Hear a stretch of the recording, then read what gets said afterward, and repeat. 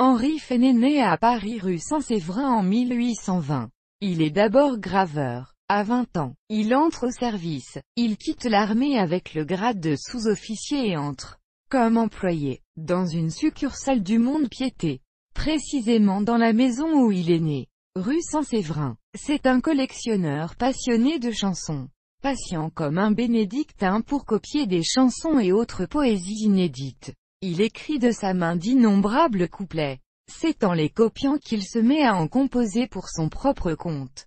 Présenté au caveau par Jules Lagarde, membre honoraire de cette société lyrique, il y chante des couplets intitulés « L'amateur de chansons », qui attirent sur lui l'attention des auditeurs, et sont salués par d'unanimes bravos.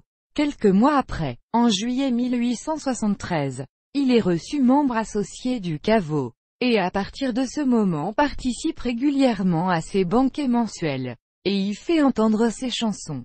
La revue La Chanson, qui paraît de 1878 à 1881 et rend compte notamment de ses banquets, en publie un certain nombre. Devenu chef de bureau, Fesnet prend sa retraite en 1880.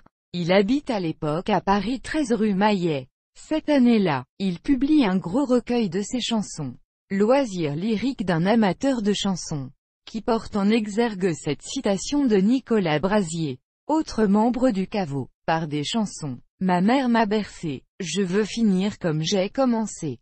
L'avant-propos d'Eugène Granger fait la biographie de Fesnet. Toujours en 1880, un recueil de chansons du goguettier Charles Vincent le mentionne au nombre des habitués de la goguette du pot-au-feu. Son nom et son œuvre sont aujourd'hui oubliés par le grand public.